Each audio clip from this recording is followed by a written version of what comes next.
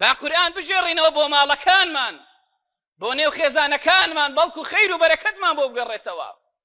بەتایبەت سوورەتی بەقەڕە سوورەتی بەقەڕە قەڵغانێکە پارێزەرێکە ئەی موسڵمان بۆ ماڵەکەت لە سیحر لە جادوکەران ئەوڕۆ جادوکەرانێکی زۆر ماڵی ئەو خەڵکەیان کاول کردووە بۆ پارەی خۆیان بۆ پڕکردنی گەدەی خۆیان بۆ تێرکردنی مەعیدەی خۆیان بۆ گەرمکردنی جیرفانی خۆیان جۆرەها سیحر دەکەن خێزانەکان هەڵدەوەشێنەوە باب و برا لە یەکتری دەکەن بووک و خەسوو لە یەکتری دەکەن دوژمنداری دێخنە نێو کۆمەڵگا و نێو خێزانەوە ئەم سوورەتی بەقەڕە پارێزەرێکە بۆت ئەبوو ئومامەی ئەلباهیلی دەڵێ پێغەمبەر صلی الله عليه وسلم فەرمووی اقرأوا سورة البقرة فإن أخذها بركة وتركها حسرة ولا تستطيعها البطلة رواه أحمد ومسلم پیغمبر صلى الله عليه وسلم دفرمي سورة بقرة بخوينن بۆ ئەی پێغەمبەری خوا صلی الله عليه وسلم بۆ بیخوێنین دەفەرمێ چونکە وەرگرتنی سوورەتی بەقەڕە دەست پێوەگرتنی کارپێکردنی لێ تێگەیشتنی لەم سوورەتە مەزنە و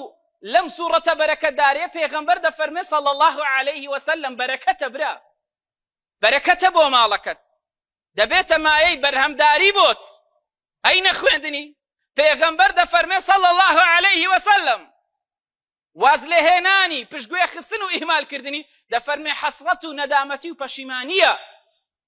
پەشیمانیە بۆت ئاگادار بە بۆی پێغەمبەر صلی الله عليه وسلم رسول الله دەفەرمێ صلی الله عليه وسلم جادوکەرەکان ناتوانن کاریگەریان لەسەر کەسێک هەبێ کە سوورەتی بەقەڕەی پێیە کە سوورەتی بەقەڕە لە نێو سینگیدایە کە سوورەتی بەقەڕەی لەبەرە کە سوورەتی بەقەڕە لە ماڵەکەی خۆیدا دەخوێنێ دەکەواتە هەرچەند سحر لێت بکرێ کاریگەری ناخاتە سەرخۆت و سەرخێزان و منداڵەکان و ماڵەکەتەوە مانایەکی تری ئەوەیە جادوکەرەکان ناتوانن سوورەتی بەقەڕە لەبەرکەن بۆیان لەبەر ناکرێ ها سەیرکەن کەسێکی شتێکی واقعیە ئەگەر سحری لێکراوە کاتێک سوورەی بەقەڕە پێ دەکرێ یاخود سوورەی بەقەڕەی لەسەر دەخوێندرێ زۆر تێک دەچێت زۆر دەشڵۆژێ جاروێ هاوار دەکا